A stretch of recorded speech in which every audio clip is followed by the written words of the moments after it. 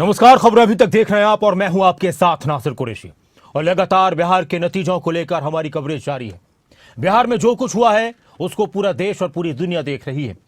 अगर exit poll की बात की जाए तो एक बार फिर यह कहा जा सकता है कि बहुत हद तक एग्जिट पोल फिर से फेल साबित हुए, क्योंकि किसी ने भी 200 प्लस तो बीजेपी और एनडीए को नहीं दिखाया था। और जिस तरह की हालत महागठबंधन की नजर आ रही है, यह भी किसी के बहमो गुमान में नहीं था। इसके पीछे बहुत सारी बातें निकलकर सामने आएंगी, बहुत सारे मंथन चलेंगे, बहुत सारी समीक्षाएं होंगी, लेकिन यह क्लियर हो चुका है कि बिहार में एक बार फिर से मोदी और नीतीश का मैजिक चला है। और रुझान में एनडीए की अब तक की सबसे बड़ी जीत, ऐतिहासिक जीत हुई है। रुझानों में 206, 204 सीटों पर बढ़त बनाए हुए कुछ सीटों पर रिजल्ट भी आ चुके हैं। आज का ये चुनाव और ये रिजल्ट बिहार की राजनीति में नए आयाम स्थापित कर रहा है। बिहार की राजनीति को नए तरीके से देखने के लिए विवश भी कर रहा है और प्रेरित भी कर रहा है। बिहार के मतदाताओं ने जो फैसला दिया है वो ऐतिहासिक है। बिहार विधानसभा चुनाव की मतगणना जारी है। झांझरपुर सीट से नीतीश मिश्रा चुनाव जीत चुके हैं। कुछ सीटों पर रिजल्ट भी घोषित कर दिए गए, वो भी हम आपको बता दें। बाकी पर कोई प्रत्याशी आगे चल रहा है, कोई प्रत्याशी पीछे चल रहा है। एक और ये खबर, नीतीश मिश्रा जीत चुके हैं। झांझरपुर सीट से सीपीआई के राम नारायण यादव को हराया। राजनगर की सीट से बीजेपी के सुजीत कुमार जीते और मोकामा से जेडीयू के अनंत सिंह जीते। बांकीपुर से बीजेपी के नितिन नवीन जीते। कुचायकोट से भी जेडीयू की जीत हुई है। जेडीयू के अमरेंद्र कुमार पांडे ने जीत हासिल की है। कांग्रेस के हरि नारायण सिंह को हराया। दरभंगा से बीजेपी के संजय सराव की जीते हैं चुनाव। जेएसपी के राकेश कुमार को हराया। गया सीट से बीजेपी के प्रेम कुमार ने जीत हासिल की है। कांग्रेस के अखोरी ओंकार नाथ को हराया है। बांकीपुर से नितिन नवीन की शानदार जीत हुई है। बिहार सरकार में मंत्री हैं। आरजेडी की रेखा कुमारी को हराया है। ये वो सीटें हैं जहां पर अभी घोषणा कर दी गई है हार जीत की, लेकिन इस सब के बीच जो आप देख रहे हैं टैली में 204 सीटों पर आगे है, बढ़त बनाए हुए हैं। और शुरुआत से ही, सुबह से ही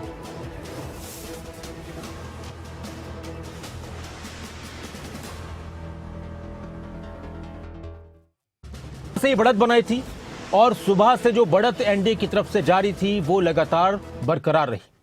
लेकिन महागठबंधन की जो स्थिति है वो वाकई में चौंकाने वाली है। जिस तरह के दावे और वादों को लेकर वो सामने आए थे, उन पर यकीन नहीं किया जनता।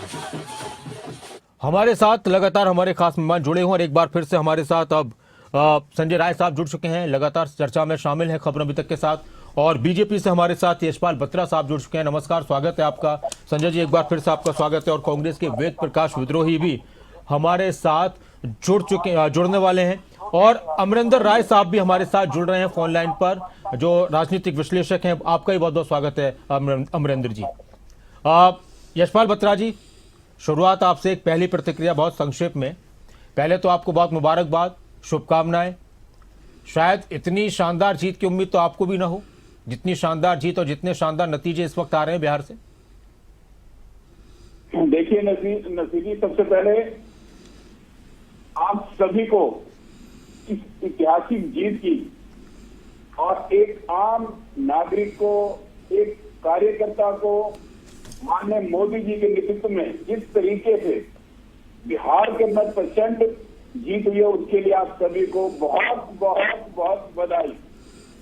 ये जो जीत है ये अपने आप में ये दर्शाती है देश किस दिशा में चल रहा है, देश के लोगों का रुझान क्या है, ये देश की जनता चाहती क्या है।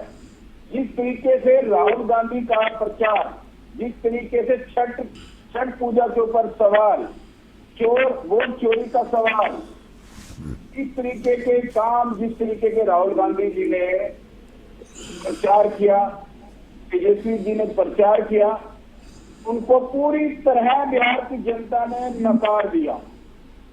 अब देश की जनता का मूड भी, देश की जनता के लोगों का मूड भी सामने आ चुका है।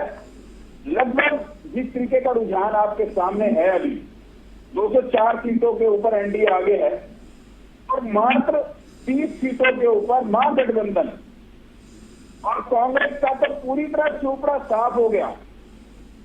पूरी तरह 3 से 5 सीटों के ऊपर सामने दिखाई दे रही है।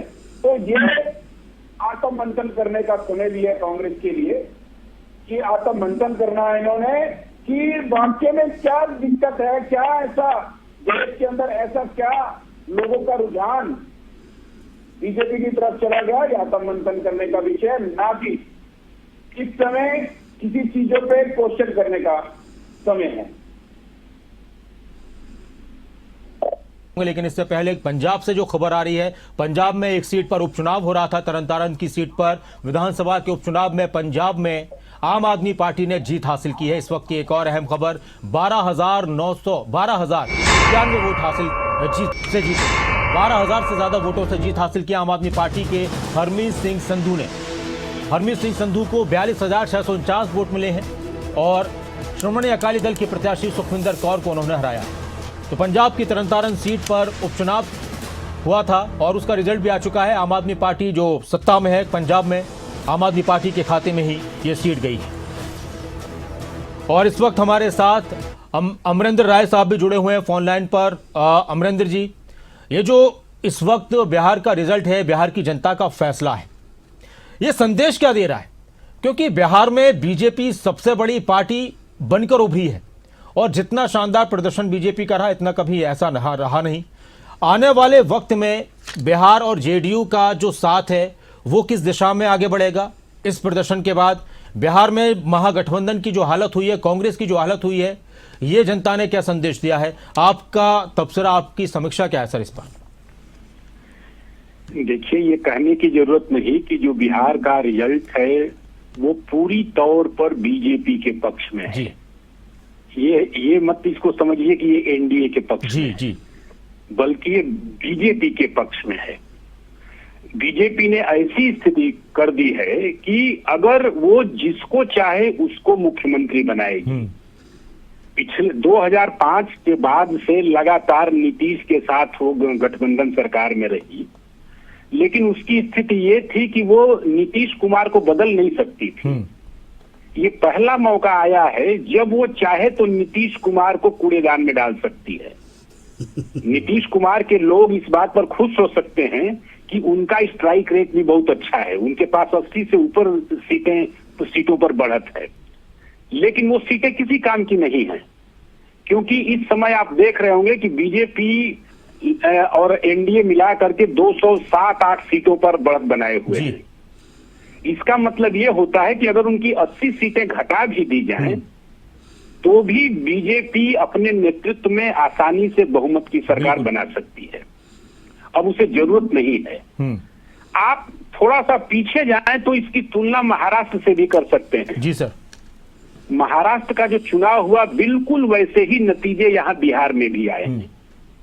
आपने देखा होगा कि वहां बीजेपी ने 132 सीटें जीती, 57 सीटें जो है शिंदे वाली पार्टी थी उसने जीती, 41 सीटें जीती जो है वो दूसरा गुट अजीत पवार का था, उन्होंने जीता। सबके स्ट्राइक रेट बहुत अच्छे थे, लेकिन इनमें से कोई भी मिल करके सरकार किसी भी तरफ से नहीं बनवा सकता था।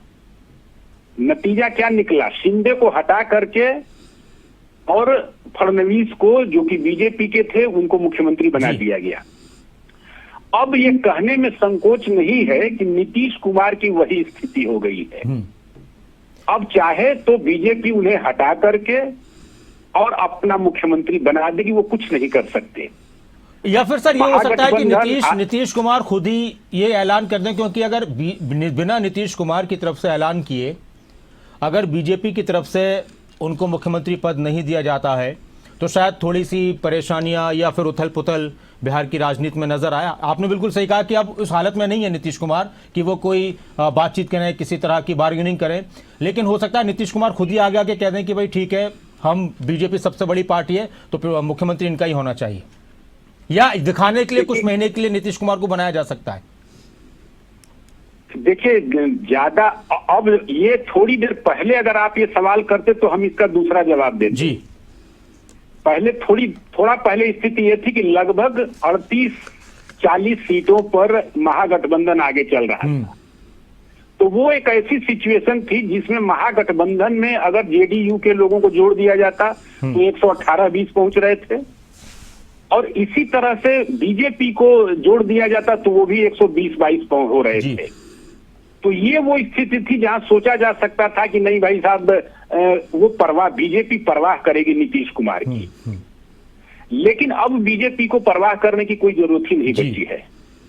और आप ये सोचिए कि बीजेपी की वर्षों से तमन्ना थी कि बिहार में कम से कम हमारा एक बार तो मुख्यमंत्री बने। अब सर एक सवाल और है, तो क्या इसका असर दिल्ली पर पड़ेगा सर अगर ऐसा कुछ होता है तो? फिलहाल तो देखिए, अगर दिल्ली की परवाह वो नहीं करेगी। अच्छा। इसलिए नहीं करेगी कि इनके जो 2 लेफ्टिनेंट थे नीतीश कुमार के, संजय झा और वो अपने ललन सिंह जी, ये दोनों लोग चुनावों के पहले से ही आप कह लीजिए तो बैटिंग कर रहे थे बीजेपी की ओर से। उनको असल में बीजेपी ने अपनी ओर मिला लिया है। ठीक है। उसी का नतीजा था कि जो समझौता हुआ सीटों का वो बराबरी पर हुआ जी। वरना नीतीश कुमार चाहते थे कि हमको एक ही सीट ज्यादा मिले, लेकिन ज्यादा जरूर मिले। ठीक है सर।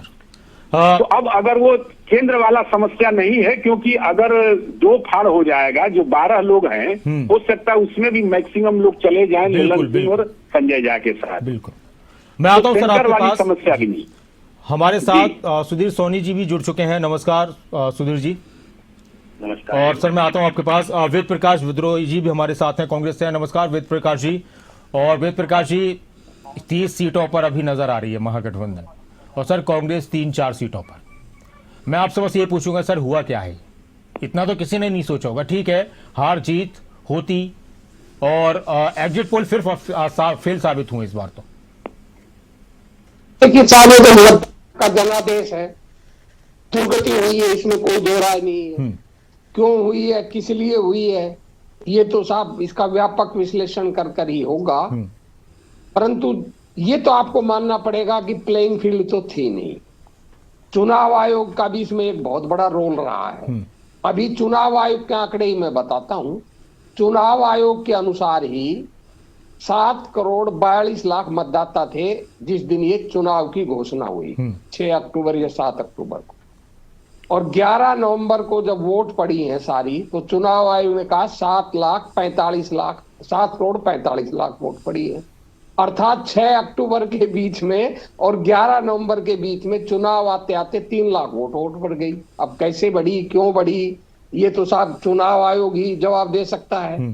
तो जब इस तरह के आंकड़े चुनाव आयोग के, मेरे नहीं है, अगर आप कहें तो मैं चुनाव आयोग की वेबसाइट की स्क्रीनशॉट आपको दिखा सकता हूं। तो जब किस तरह का चुनाव हुआ है, कैसे चुनाव हुआ है, अब ये तो जब व्यापक विश्लेषण होगा और जो वहां के बिहार के लोग जब इसका अध्ययन करेंगे सीट वाइज और पूरा कितना वोट पड़ी, कितनी गणना हुई, क्या हुआ, मायूस तो होंगे आप। निश्चित रूप से ये स्वाभाविक है। मैंने कहा बहुत दुर्गति हुई, क्योंकि इससे हार जीत, अगर हार जीत होती ठीक है, कुछ सीटों का फर्क रहता, 10, 20, 30, समझ में आती बातें। सर मैंने तो कहा है दुर्गति, इससे अधिक मैं और क्या शब्द प्रयोग कर सकता हूं। मैंने कहा दुर्गति हुई है। अब ये दुर्गति कैसे हुई है, क्यों हुई है, अब ये तो साहब व्यापक विश्लेषण करके ही तो पता चलेगा ना। तो संजय राय जी, आपको क्या बात समझ में आती है?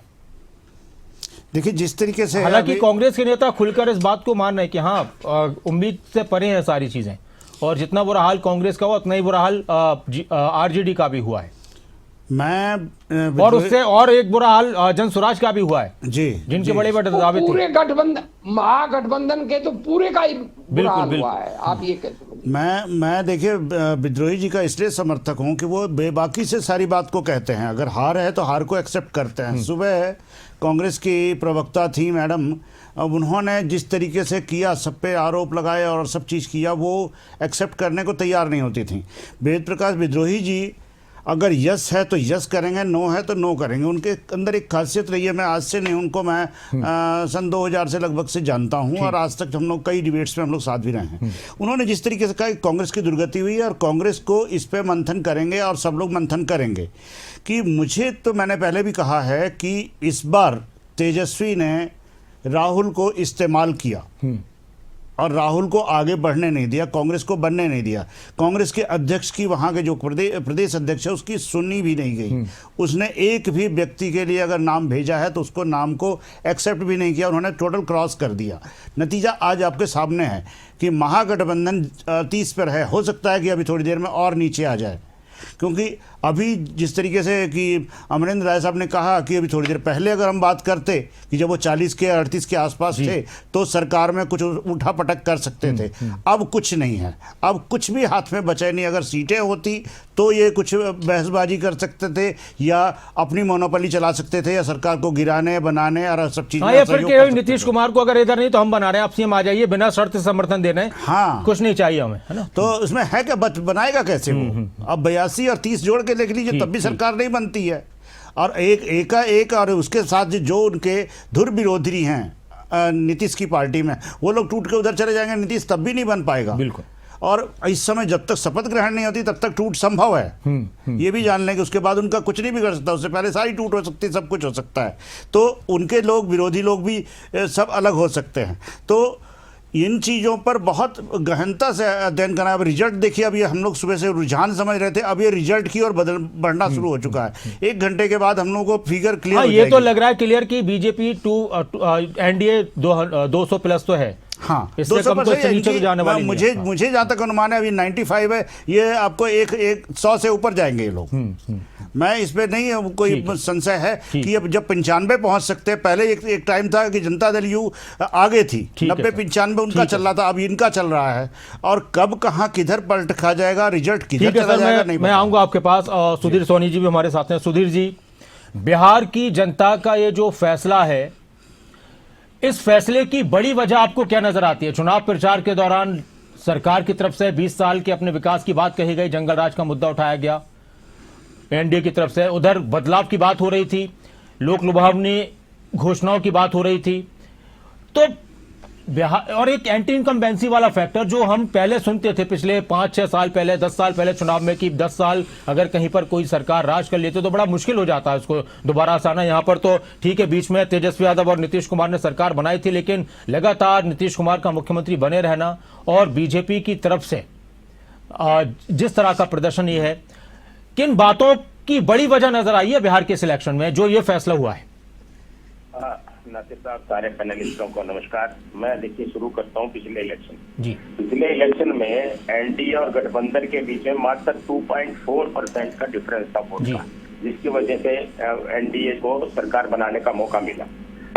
इसमें सबसे बड़ा जो फैक्टर था वो जो जातीय रंग देने की कोशिश की गई थी शुरू से, जिसमें अखिलेश यादव जी ने अपने आप को जोड़ा, MY फैक्टर, मुस्लिम और यादव।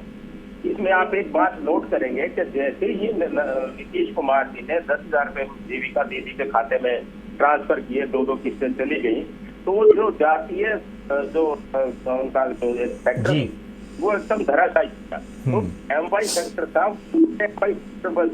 महिला यूथ को नौकरी देने के बाद महिलाओं को रोजगार के नाम पे, स्वरोजगार के नाम पे 10,000 रुपये ट्रांसफर किए, और जो MY फैक्टर था वो बजाय महागठबंधन के फेवर में होने के वो एनडीए के फेवर में चला गया। और इसमें दूसरी बड़ी वजह नाजिर साहब ये है कि एनडीए पिछली बार 135 लड़ा और उसको 5.8 का करीब पोल को मिला और 1.5 का, तो ये दोनों मिला करीब 7-7.5% का। अब जो है बिल्कुल एक दूसरे के साथ कंधे से कंधा लगाकर जो है वो चिराग पासवान एनडीए के पार्ट है और वो चुनाव। तो ये जो 7% वोट है, फिर ये 10 में 5% भी एनडीए से क्रेडिट दूं तो ये बिल्कुल क्लियर मैंडेट इनको पहले दिन से हम दिख रहा था, इसमें हमें कोई संशय नहीं था। लेकिन हाँ, इतनी बड़ी थम्पिंग मेजोरिटी के साथ एनडीए जाएगा शायद हमको कल्पना नहीं थी, जिसका कारण है सब MY फैक्टर। ठीक है सर, अदर वाला यार गलत चल रहा है, 119 सीट दिखा रहे हो। यशपाल बत्रा जी, सवाल फिर अब यही है, सरकार बन गई है एनडीए की, मुख्यमंत्री कौन होगा सर? अब आप कहेंगे कि ये तो देखिए फैसला पार्टी करेगी, लेकिन जो एक बात आ रही थी कि विधायक करेंगे फैसला, क्या नीतीश कुमार के मुख्यमंत्री बनने के चांसेस हैं? नसीब जी या वही रहेंगे मुख्यमंत्री? सेलिब्रेशन का दिन है और एनडीए की जो सरकार बनी है, एनडीए की जो सरकार वहां बनेगी और जो गठबंधन का धर्म है बीजेपी हमेशा निभाती है। और अब ये सीनियर नेताओं का और विधानसभा के जो विधायक बने हैं उन सब का जो डिसीजन होगा सब मिलकर इसका डिसीजन लेंगे। लेकिन एक चीज हमेशा याद रखना कि बीजेपी गठबंधन का धर्म निभाती है। सर ये भी कहा जाता है, ठीक है, बीजेपी गठबंधन का धर्म निभाती है, दोस्तों को गले लगाती है, तो ये भी कहा जाता है कि बीजेपी जिन क्षेत्रीय दलों को अपने साथ लेती है, कुछ दिन उनके साथ चलती है, फिर उनको पीछे पहुंचा देती है। हरियाणा में लोग जेजेपी की मिसाल देते हैं, इनेलो की मिसाल देते हैं, महाराष्ट्र में शिवसेना की मिसाल दी जा रही है। अगर कोई कर्म अगर ठीक नहीं करेगा किसी भी स्टेट के अंदर जी, तो उनको कर्मों की सजा तो उनको जरूर मिलेगी। अच्छा, ये कर्मों की सजा की जरूर उनको सजा मिली है। जो जो लोग इस गठबंधन से हटे हैं, जो अपना पुराना गठबंधन चलते आ रहे हैं, और अगर उनके साथ मिलकर हम लोगों ने गठबंधन धर्म निभाया है तो उसका रिजल्ट है कितने लंबे लंबे जो हमारे गठबंधन चलते आ रहे थे समय से वो आज तक भी चल रहे हैं, तो वो ऑलरेडी ही चल रहे हैं। अगर कोई गठबंधन के अंदर गठबंधन धर्म नहीं निभाएगा तो निश्चित तो क्या नीतीश कुमार ने निभाया है गठबंधन धर्म? देखिए बिल्कुल उन्होंने गठबंधन निभाया है, गठबंधन का धर्म जो निभाया है, तो ये वो गठबंधन के धर्म को निभाने के नाते ही हम लोग सब मिलकर एक साथ काम कर रहे हैं। ठीक है सर। एनडीए एक साथ मिलकर काम कर रही है। ठीक है सर। अमरेंद्र जी, तो बीजेपी ध्यान रखेगी नीतीश कुमार का? बीजेपी सिर्फ अपना ध्यान रखती है सर। कभी भी बीजेपी अपने अलावा गठबंधन के साथियों के बारे में नहीं विचार करती। क्या उन्होंने महाराष्ट्र में शिंदे का विचार किया? हरियाणा में दुष्यंत कुमार का विचार किया? प्रकाश सिंह बादल का पंजाब में कभी विचार किया? वो जब मजबूरी होती है तो वो गठबंधन के साथियों को अपने पास रखती है। जैसे ही उसे मौका मिलता है वो उनका गला दबाने की कोशिश। तो सर इसमें बुराई भी क्या है? राजनीति का ये सबको सत्ता चाहिए, सबको कुर्सी चाहिए? नहीं सर, ये सोच का अंतर है। अच्छा, यही बीजेपी वाजपेयी जी के समय गठबंधन की राजनीति बीजेपी की ओर से वाजपेयी जी ने शुरू की जी, और वाजपेयी जी सत्ता में भी पहुंचे, बल्कि वो 3 बार वो भी प्रधानमंत्री बने, भले ही कम समय के लिए रहे, लेकिन गठबंधन का धर्म उन्होंने और उस समय बीजेपी ने बखूबी निभाया। लेकिन जब से ये मोदी और शाह साहब की बीजेपी आई है तब से गठबंधन धर्म इन्होंने अपने ढंग से निभाया है। यहाँ तक कि जो लोग बीजेपी में हैं उन तक को ये नहीं छोड़ते हैं। बाकियों की बात आप क्या कहेंगे? आज आप देखिए तो मोदी जी और अमित शाह के अलावा बाकी जितने लोग हैं अगर इनके शरणागत हैं तो ठीक है, वरना उनको भी ये नहीं छोड़ते हैं। तो ये कहना ठीक नहीं है कि गठबंधन का धर्म निभाएंगे। मूल बात ये है कि अब तो नए सिरे से ये शुरू हो रहा है कि कहा जा रहा है कि भाई कौन मुख्यमंत्री बनेगा। जी, बिल्कुल। अब क्योंकि फोकस इसी पर आ चुका है चर्चा का, हर जगह यही बात हो रही है कि भाई सरकार तो बन रही है एनडीए की, लेकिन मुख्यमंत्री कौन? संजय राय साहब, आपकी क्या राय इस पर? जी, अपनी बात पूरी कर लीजिए राय साहब आप। अमरिंदर जी, अब मैं थोड़ा सा आपको संकेत दे दूं जी कि मोटे तौर पर दो लोग माने बीजेपी की तरफ से चाहते हैं मुख्यमंत्री बनना और वो दावा जता रहे हैं। एक तो है सम्राट चौधरी जो उप मुख्यमंत्री हैं जी। उन्हें लगता है कि भाई जिस तरह से फडणवीस महाराष्ट्र में उप मुख्यमंत्री थे उन्हें मुख्यमंत्री बनाया गया, मुझे भी बनाया जाएगा। लेकिन एक और हैं नित्यानंद राय जो बेसिकली यादव हैं जी, और अमित शाह के इस समय डिप्टी हैं, वो मैंने गृह मंत्रालय में वो उनके सहयोगी हैं और उनके भी चांसेस बहुत ज्यादा हैं। अच्छा, हाँ, मतलब ये कम लोगों को पता है और पूरा जो टिकट बंटवारा हुआ है या जिस तरह से पूरी रणनीति बनाई गई है उसमें नित्यानंद राय का बहुत बड़ा योगदान था। ठीक है। यहाँ तक कि अभी भी आप जो देख रहे हैं कि आरजेडी के जो कुछ लोग जीत रहे हैं उनमें से भी 3 ऐसे लोग हैं जो कि नित्यानंद राय के लोग हैं। नित्यानंद राय ने अपने आला कमान को कहा है कि जरूरत पड़ने पर आरजेडी के भी कुछ लोगों को हम ले आएंगे अपने साथ। हालांकि अब वो जरूरत नहीं पड़ रही है। ठीक ठीक ठीक। तो मेरी नजर में ये है कि अगर मौका मिला तो नित्यानंद राय नंबर 1 चॉइस होंगे। ठीक है सर। उसकी वजह एक तो ये है कि वो शाह के बहुत करीबी हैं। दूसरी वजह ये है कि वो जाति से यादव हैं। और आपको याद होगा कि मध्य प्रदेश में जब चीफ मिनिस्टर की बात हुई तो मोहन यादव को बनाया गया जी। तो ये सोच के बनाया गया था यादव को अगर हम बनाएंगे तो यूपी और बिहार के यादवों को खींचने में हमें सहूलियत होगी। यहाँ तो सीधा सीधा जो है बिहार का मामला है और बिहार का यादव उनके पास है।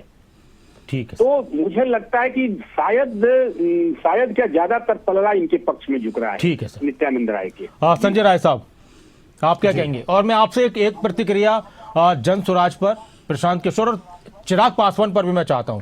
चिराग पासवान भी मजबूत हुए हैं, देखिए उनकी मजबूती के पीछे की वजह क्या है? चिराग पासवान को जितनी सीटें मिली हैं, जितनी सीटें उनके पक्ष में आई हैं, वो उनको परिणामों में बदलने में वो कामयाब हुए। जिस तरह के रुझानों में भी 19 सीटें अभी दिखा रहा है, सुबह हम लोग उनकी 22 सीटें देख रहे थे, अभी 19 पर आए हैं और वो परिणाम में कितना आएगा। अगर उनकी जितनी सीटें उनके कोटे में आई हैं, उनके कोटे में आने के बाद वो जितना अपने सीटों को परिणाम में बदल पा रहे हैं, उनके पिता रामविलास पासवान भी एक तो देखे कहा मौसम देखते थे और उसके बाद वो पार्टियों में घुसते थे या जो सरकार बनती थी उसमें वो पाए जाते थे।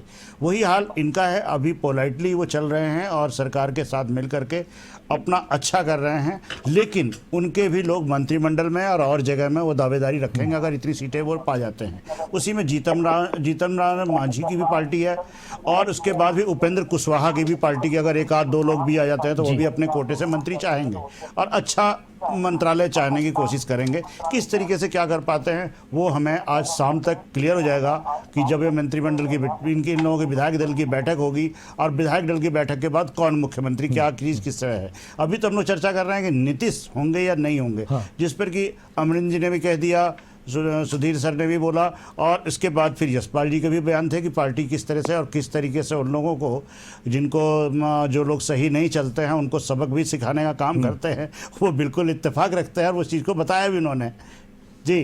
तो मैं एक ही चीज कहूंगा कि पार्टियां और सब पुरानी बातें भी याद रखी जाती हैं कि इन्होंने हमारे साथ क्या किया था, ये भूलते नहीं है। अच्छा, ये लोग भूलते नहीं है किसी भी चीज को, कहीं भी तरीके से उन तक सारी चीजें पहुंच जाती है और आदमी का फीडबैक लेते रहते हैं और इनके पास पूरा नेटवर्क है, एक एक व्यक्ति का नेटवर्क, एक एक व्यक्ति की फीडबैक लेते रहते हैं। इनके पास पूरी टीम है। हम लोग चैनल पे बैठे हैं, हमारी भी फीडबैक ले रहे होंगे। ऐसा नहीं है कि हमारी बातों को वो लोग नहीं अनसुना कर देगा कोई। इनके पास पूरे नेटवर्क के साथ हर चैनल की, किस चैनल पे किसने क्या क्या बातचीत कही है, हर व्यक्ति की वो लोग रखते हैं। तो बहुत कम है ऐसे नेटवर्क्स को तैयार रखने और काम करने वाले।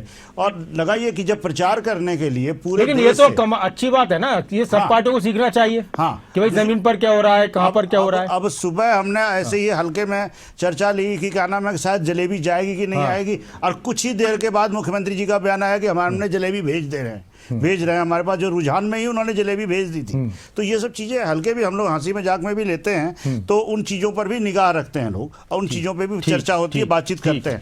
मैं एक ही चीज कहूंगा कि नीतीश कुमार को अभी इग्नोर करना ठीक नहीं होगा, अभी उनको अपने साथ रखना होगा और रख करके आगे बढ़ने के लिए बिहार के अंदर है, और किस तरीके से पार्टी इसमें निर्णय लेती है वो देखना पड़ेगा। सर इस वक्त एक बड़ी बात, बिहार में कांग्रेस फिलहाल सिर्फ एक सीट पर बढ़त बनाए हुए है जी, सिर्फ एक सीट पर। ये अपने आप में एक बहुत बड़ी बात है। ये हाल एक बार मुझे लगता है कि यूपी में भी हो चुका है, एक आध सीट पर रह गई थी कांग्रेस। और इस वक्त एक और मैं खबर से रूबरू करा दूं अपने दर्शकों को। फिर सुधीर जी मैं आपके पास आ रहा हूं, यशपाल जी और विद्रोही जी। तेलंगाना में जो उपचुनाव हुआ था जुबली हिल्स सीट पर, वहां पर कांग्रेस ने जीत हासिल की है।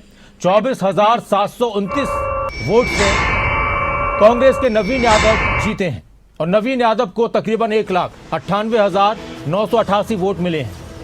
तेलंगाना में कांग्रेस की सरकार है और तेलंगाना में जो जुबली हिल्स की सीट थी उस सीट पर कांग्रेस के नवीन यादव ने जीत हासिल की है। इस सीट पर ओवैसी ने भी, असदुद्दीन ओवैसी ने भी कांग्रेस को समर्थन दिया था। तो वहीं पंजाब की जो एक सीट थी तरन तारण की, वहां आम आदमी पार्टी ने जीत हासिल की है।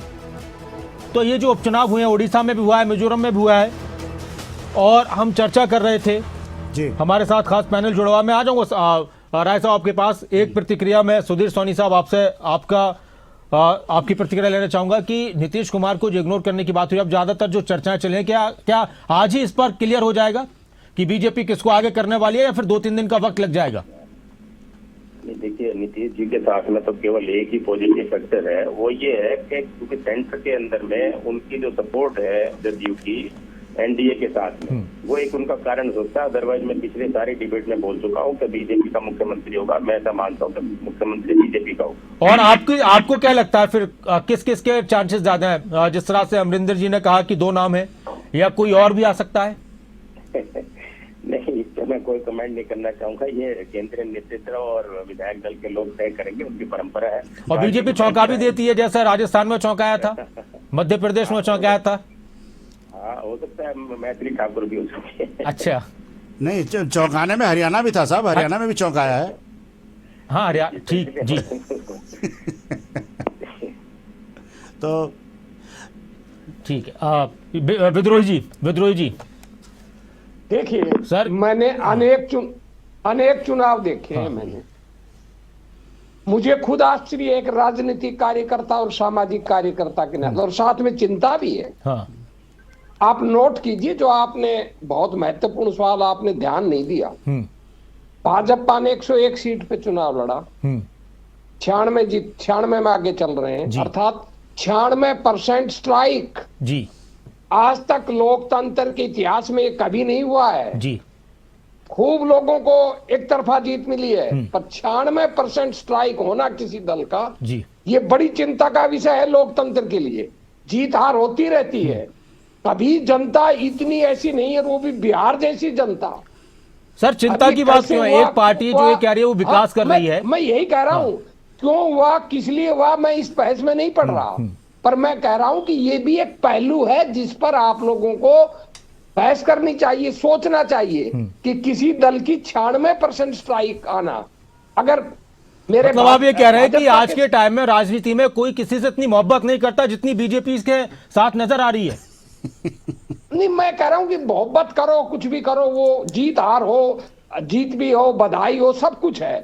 मैंने एक अलग पहलू उठाया कि 96% स्ट्राइक किसी भी दल की लोकतंत्र के अंदर एक चेतावनी भी है आपके सामने कि अगर इस तरह का लोकतंत्र भारत में है, और जनता भी, अगर मान लो जनता ने भी ऐसा लोकतंत्र दिया है, तो वो लोकतंत्र जनता खुद ही खत्म भी कर रही है किसी भी दल के लिए, चाहे वो कांग्रेस के लिए है, चाहे वो सर मुझको याद नहीं, जैसे ताऊ देवीलाल के टाइम पर जो नहीं, उस समय भी नहीं था। अच्छा, नहीं था। 82 सीटें उन्होंने शायद जीती थी, तब हरियाणा की कितनी सीट? 70 जीती। नहीं, आप, मैं तो उसमें शामिल था। 61 सीटें देवीलाल की थी और 16 सीटें थी भाजपा की।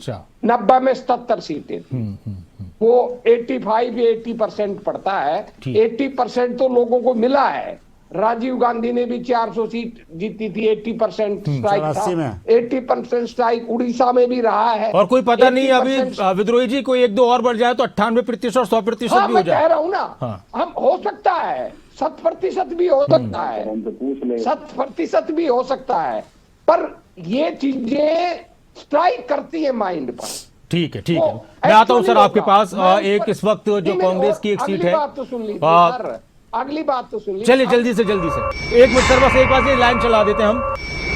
किशनगंज सीट पर कांग्रेस 22,000 से ऊपर ज्यादा वोटों के साथ आगे बढ़ रही है। बाकी हर जगह कांग्रेस पिछड़ी है बिहार के अंदर, और कांग्रेस के लिए वाकई में बहुत बड़ा झटका है। बिहार इलेक्शन में बहुत बड़ा झटका है, ये अपने आप में चौंकाने वाली बात है कांग्रेस के लिए, और इसमें कोई शक नहीं कि कांग्रेस के जो कार्यकर्ता और जो नेता होंगे वो बहुत ज्यादा इससे मायूस होंगे। विद्रोही जी अपनी बात पूरी कीजिए सर।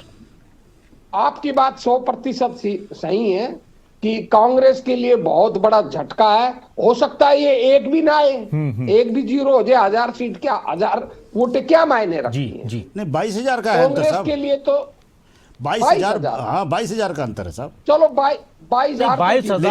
हाँ, लेकिन एक चीज है कि इसमें पप्पू यादव पीछे पिछड़ गया।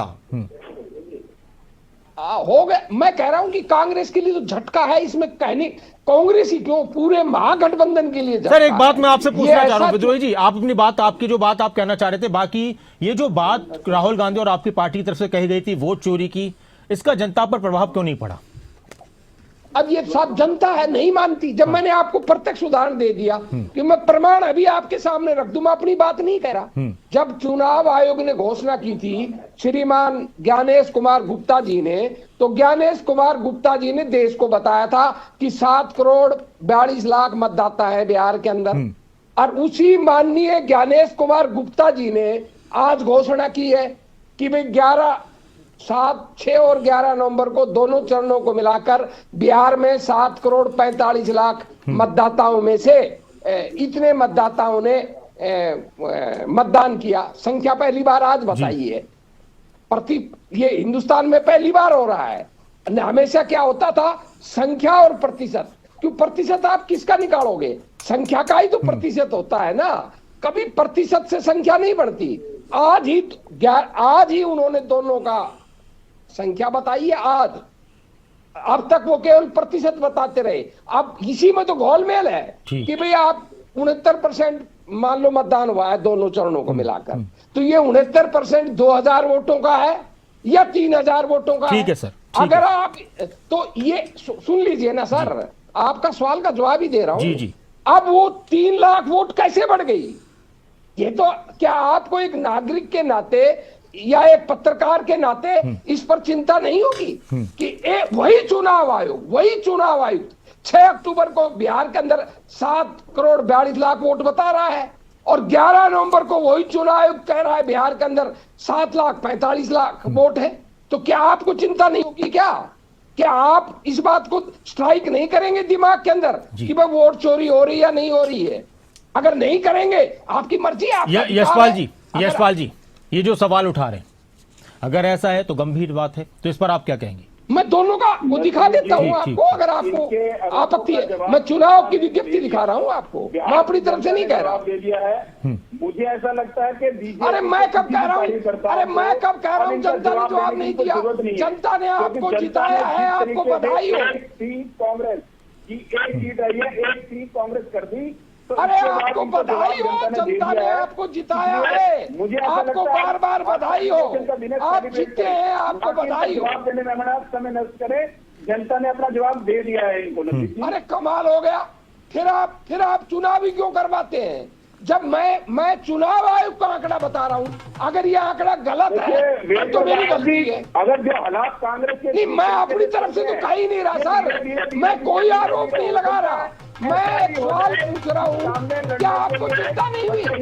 आपको चिंता नहीं हुई इस बात की? अरे आपको चिंता नहीं हुई? आपको एक लोकतांत्रिक देखिए अब लड़ने का वक्त नहीं रह गया ना, इससे फर्क पड़ेगा ठीक है वोट सर। पे। आपको चिंता नहीं हुई? अब इसको वोट पे कोई फर्क नहीं पड़ेगा ना, अंतर आ जाएगा, कोई इस जीत वक्त जाएगा। एक बड़ी खबर ये आ रही है, इस वक्त एक और बड़ी खबर आ रही है तेजस्वी यादव को लेकर। राघोपुर सीट से तेजस्वी यादव 8,461 वोट से पीछे चल रहे हैं। बड़ी बात यह है, तेजस्वी यादव 8,461 वोट से पीछे चल रहे हैं राघोपुर सीट से, और कांग्रेस एक सीट पर ही सिमट गई। हार ही गए हैं इसका मतलब।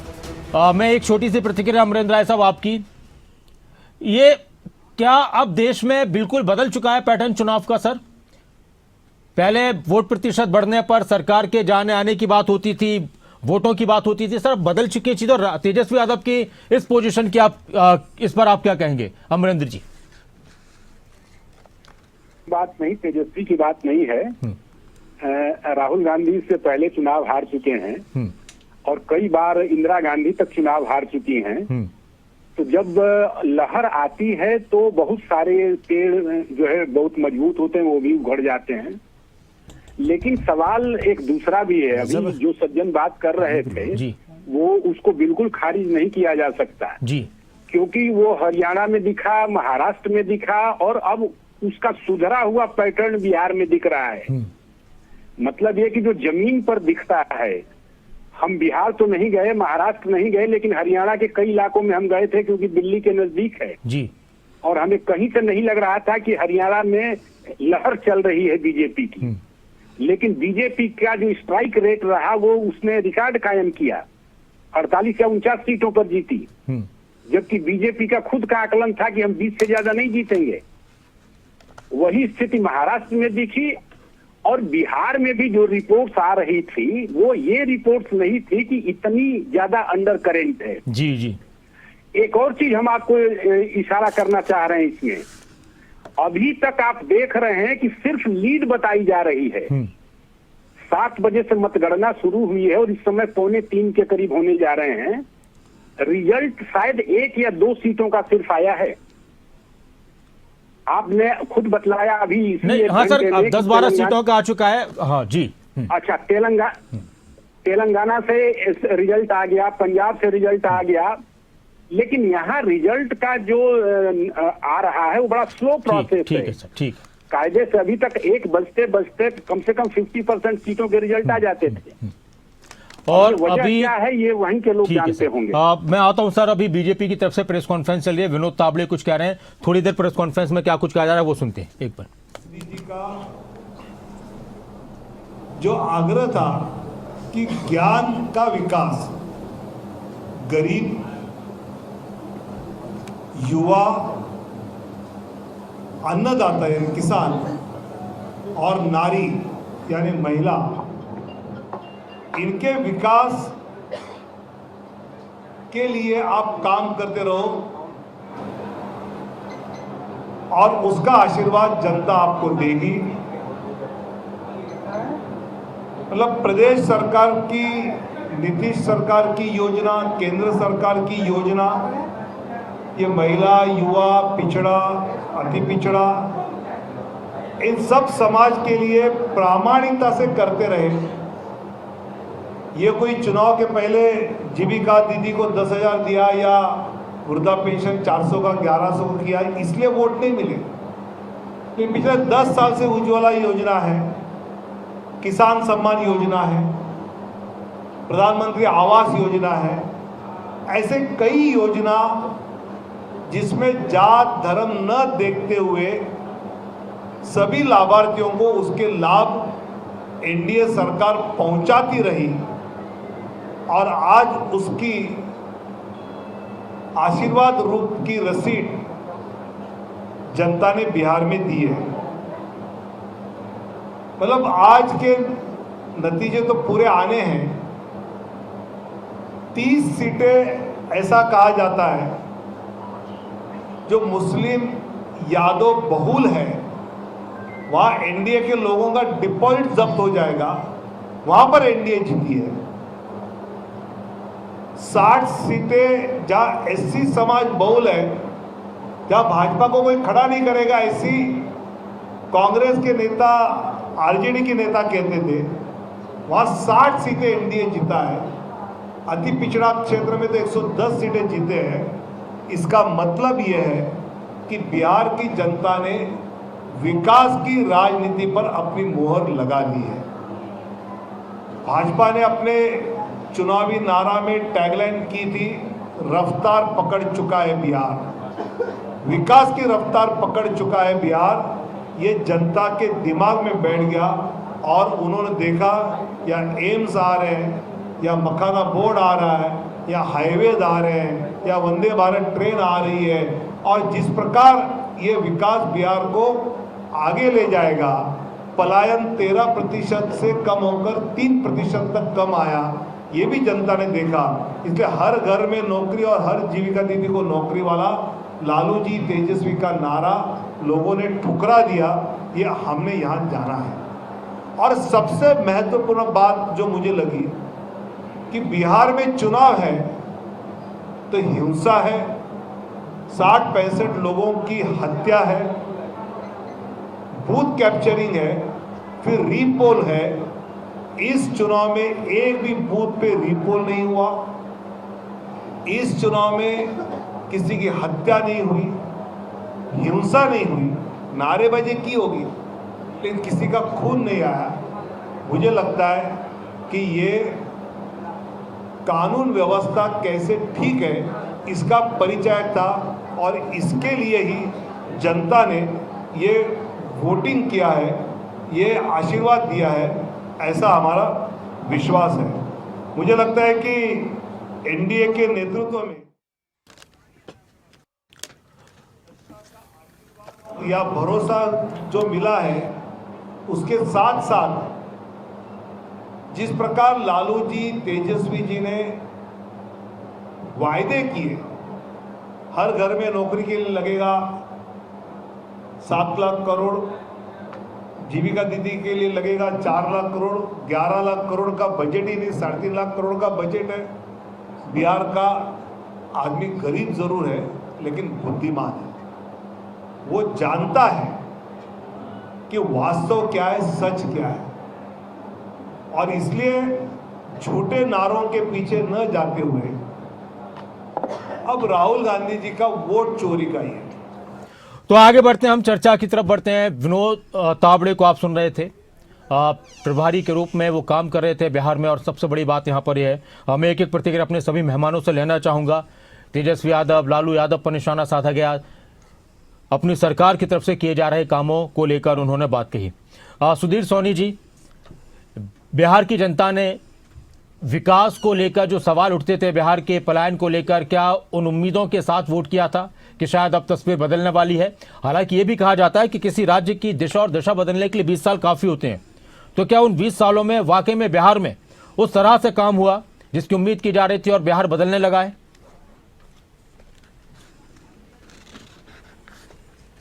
सुधीर जी,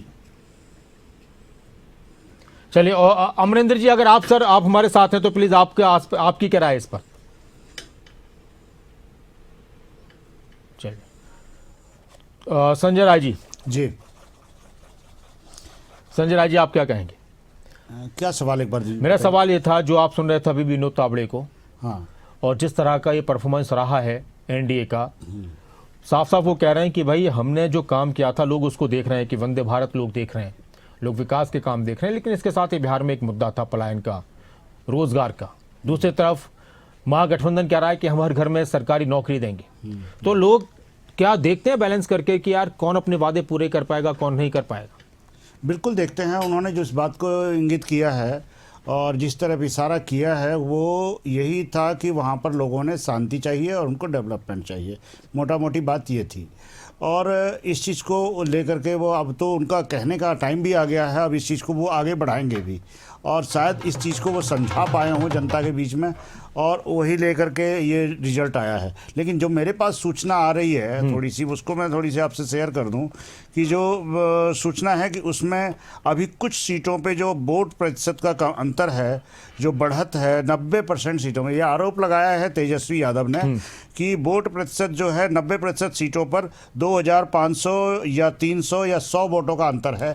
इसलिए वहाँ पर अभी रिजल्ट जो आने में देरी हो रही है, कारण ये भी हो सकता है कि वहाँ पर कुछ विवाद चल रहा हो रिकाउंटिंग का, या जो भी चीज़ हो, XYZ जो भी है, कि 2000 से लेके 100 वोट से लेके 2000 वोटों तक का अंतर है। जहाँ पे वोट अंतर कम है वहाँ पे वो लोग विवाद कर रहे हों या डिस्कशंस कर रहे हों, चुनाव आयोग से बातचीत हो, इसलिए वो रिजल्ट हम लोगों को आने में देरी हो रही है। एक कारण ये भी हो सकता है।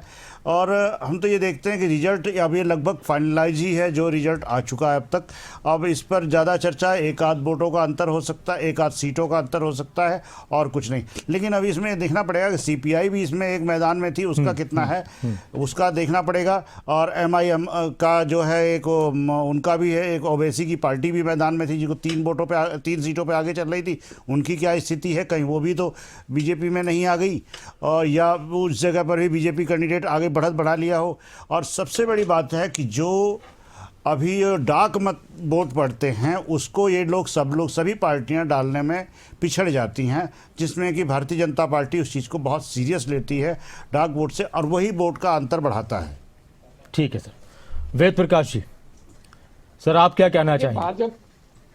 भाजपा को जीत मुबारक हो। कांग्रेस और महागठबंधन इस पर आत्मचिंतन करेगा और एक एक सीट वाइज ये स्थिति क्यों बनी, इस पर पूरा विश्लेषण करने के बाद अपनी विस्तृत प्रक्रिया देगा। पर जो प्रारंभिक रुझान है वो स्पष्ट रूप से भाजपा के पक्ष में, इसमें कोई दो राय नहीं है। और जो मैंने वोट चोरी का आपको उदाहरण दिया, वो 3 लाख वोट है, चाहे वो 3 लाख वोटों पर फर्क नहीं पड़ता होगा, वो एक उदाहरण है, और वो उदाहरण ऐसा प्रमाणिक उदाहरण है जो मेरा नहीं है, जो चुनाव आयोग का है। मैं कोई आरोप लगाता हूं, मैं कुछ कहता हूं, उसका कोई मायने नहीं रखता। और जब चुनाव आयोग ही अपने आंकड़ों के अंदर बताता है कि हाँ वोट चोरी हो रही है, तो इसका मतलब है कि वोट चोरी तो हो रही है। किस हद तक हो रही है, किस कदर हो रही है, ये व्यापक विश्लेषण के पास आपके पास आ जाएगा। चलिए वरना आप मेरी बात को मैं खत्म कर रहा हूं, मेरी बात को हवा में उड़ा सकते हो कि 3 लाख वोटों से क्या फर्क पड़ता है। जैसे मैंने सुना था, कोई कह रहा था, मेरा शक्ल नहीं देखी, कि क्या फर्क पड़ गया। अरे ठीक है, आपको फर्क नहीं पड़ रहा, आप भाजपा की जय बोलिए, आपको कोई फर्क नहीं पड़ रहा, पर लोकतंत्र को फर्क पड़ता है। इससे पता चलता है कि वोट चोरी हो रही है, वरना ये आंकड़ों में कभी अंतर आ सकता है क्या? कोई भी लोकतंत्र प्रेमी इस बात पर चिंता करेगा कि ये 3 लाख वोट आ कहां से गई। अगर इस तरह परिणाम आएंगे, चाहे वो किसी के पक्ष में आए, तो अगर कोई सोचता है कि ये चिंता का विषय नहीं है, उसे मुबारक हो। मैं क्या कह सकता हूं, उनका लोकतांत्रिक अधिकार है कि वो लोकतंत्र में रहते हुए भी फासिज्म को स्वीकार करना चाहते हैं। लोकतंत्र में रहते हुए जनादेश की पवित्रता और आंकड़ों की पवित्रता पर उनका कोई महत्व नहीं है। उनके लिए सत्ता और कुर्सी सब कुछ है, उनको मुबारक हो। चलिए, इस बार कम से कम आपने ईवीएम पर आरोप नहीं लगाया। मैं कभी किसी पर आरोप नहीं लगाता राय साहब। मैं हर बात आंकड़ों पर आधारित कहता हूं, और वो आंकड़े मेरे नहीं होते। क्या तो सरकार के होते हैं या संवैधानिक संस्था के होते हैं। मैंने अपने पूरे राजनीतिक जीवन में कभी वेग एलिगेशन नहीं लगाए, और मैं तो चुनौती देता हूं कि जो मैं कहता हूं, अगर कोई भी मेरा एक आंकड़ा गलत साबित कर दे, मैं हर तरह की सजा भुगतने को तैयार हूं कि आपने झूठ कैसे बोल दिया। मैं कभी प्रमाणिक जानकारी हुए बगैर, और गलती से कोई मुंह से निकल जाता, जिसे मैं 3 लाख कहना चाहता हूं और निकल जाए 4 लाख, वो आप शुद्ध कराओगे तो मैं उसी से मैं माफी भी मांग लेता हूं कि भाई मेरे से गलती होगी, खुद भी बता देता हूं मैं वो 3 नहीं था, वो 2 था। आपकी इस साफ गोई को कांग्रेस एक्सेप्ट नहीं कर पा रही है हरियाणा में, नहीं मालूम क्यों। मत करे, वो एक अलग इशू है, कौन करता है मुझे कोई चिंता नहीं है। मैंने ये जो चिंता बताई है वो लोकतंत्र के लिए बचाई है। कांग्रेस की हार जीत का इससे कोई मतलब नहीं है। कांग्रेस को अगर ये 3 लाख वोट मिल जाती, और मान लो इन 3 लाख वोटों से जो विभिन्न जगह की है 10 सीट मान लो कांग्रेस को और मिल जाती, तो क्या उनकी सत्ता जा रही थी? क्या सत्ता तो फिर भी उनकी आ रही थी। तो मेरा ये चिंता का विषय पार्टी विशेष के लिए नहीं है, ये लोकतंत्र के लिए है। और हर लोकतंत्र प्रेमी को, और विशेषकर जो आप विश्लेषक लोग हैं, इनको तो जरूर इन्हीं चीजों पर ध्यान देना चाहिए। चुनाव में कौन जीता कौन हारा वो तो एक स्पष्ट खेल है, पर चुनाव के पीछे खेल क्या है? विद्रोही जी, एक चुनाव मैनेजर प्रशांत का क्या हालत हुआ वो तो शुरू में ही पता चल गया। सर वो तो छोड़िए ना, चुनाव मैनेजर अगर अपने आप को नेता समझने लग जाए, कल आप विश्लेषक हैं, बहुत बढ़िया विश्लेषण करते हैं, और आप ये समझने लग जाएंगे आप किसी नेता के बराबर हो गए। आपका ज्ञान अपनी जगह है, और मैं आज तक चपरासी, लेकिन राजनीति में जमीन पर आकर सबको अपनी हैसियत का पता चल जाता है। लास्ट बात जी, हरियाणा में मेरे जितना ज्ञान कोई नहीं रखता राजनीतिक, और मैं चपरासी भी नहीं बना, और जो मेरे जूनियर थे वो मुख्यमंत्री बन गए, क्योंकि उनके साथ जनता है और मेरे साथ जनता नहीं है। ठीक है सर, तो नेता वो बनता है जिसका। आखिरी प्रतिक्रिया संजय राय जी। देखिए, इस चुनाव में सबसे पहली बात यह है कि अभी ये चुनाव रुझान अब परिणाम में बदलने लगे हैं। कुछ देर में परिणाम ये क्लियर हो जाएंगे। 7 बजे के लगभग प्रधानमंत्री भी अपनी पार्टी कार्यालय आकर के जनता को संबोधित करेंगे, राष्ट्र को संबोधित करेंगे, बधाई लेंगे। और सर एक चीज ये भी मैं देख रहा हूं कि बीजेपी को सरकार बनाने में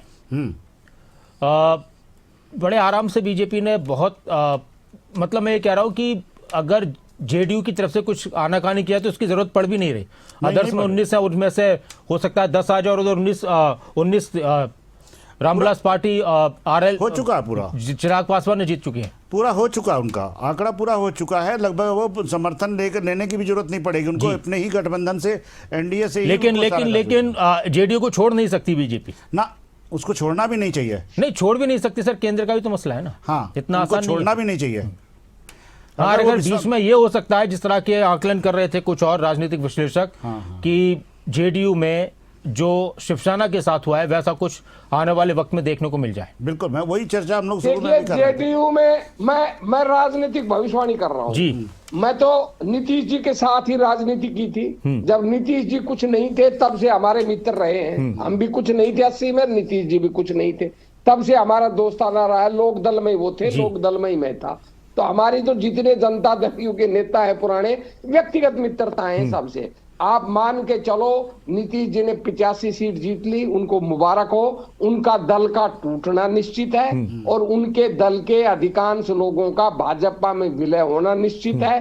पहले लोकसभा के सांसद विलय होंगे और उसके बाद विधायक होंगे। कब होंगे इस टाइम फैक्टर है, और ये विद इन 1 ईयर हो लेगा, वो भी 1 ईयर हो लेगा, मेरी बात याद रख लेना। जी संजय जी। हाँ। जी देखिए, सब चीज़ है कि अब यही सारी बात तो कह दिया विद्रोही जी ने। अब जो चीज़ हम लोग कहना चाह रहे थे वो विद्रोही जी कह चुके।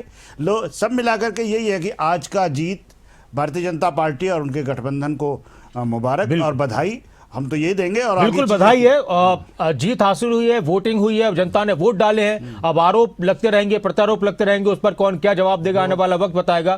तो सभी बधाई दे रहे हैं। और जिन बातों के साथ चुनाव के मैदान में लोग गए थे, नेता गए थे, जो वादे जनता से किए गए थे, हम यही कहेंगे कि उन वादों को पूरा किया जाए। और अगर विकास होता है, कहीं पर भी विकास होता है, तो देश के लिए वही सबसे ज्यादा जरूरी है कि विकास होना चाहिए और विकास के नाम पर किसी तरह की बातें न होनी चाहिए। बहुत बहुत शुक्रिया वेद प्रकाश विद्रोही, आप हमारे साथ जुड़े। संजय राय साहब आप हमारे साथ जुड़े। हमारे साथ यशपाल बत्रा जी भी जुड़े हुए थे, सुधीर सोनी जी जुड़े हुए थे और अमरेंद्र राय साहब जुड़े हुए थे। आप सभी का बहुत बहुत शुक्रिया हमारे साथ लगातार इस चर्चा में बने रहने के लिए। तो बीजेपी और एनडीए को बिहार की इस जीत के लिए बहुत बहुत बधाई, बहुत बहुत शुभकामनाएं। और महागठबंधन की तरफ से किस तरह से अपने इस हार पर मंथन किया जाएगा, ये आने वाला वक्त बताएगा। जश्न का माहौल है, जश्न पूरे बिहार में मन रहा है और अलग अलग स्टेट्स में बीजेपी के नेता कार्यकर्ता जश्न मना रहे हैं। और बिहार चुनाव में 2 सीटों पर और रिजल्ट आ चुका है। अलौली सीट से जेडीयू ने जीत हासिल की है। 93,208 वोट से जीते हैं रामचंद्र सदा, जो जेडीयू के नेता हैं। और आरजेडी के राम वृक्ष सदा को उन्होंने हराया है। अच्छा, उन्होंने 93,208 वोट हासिल किए हैं और 35,732 वोट से हराया है।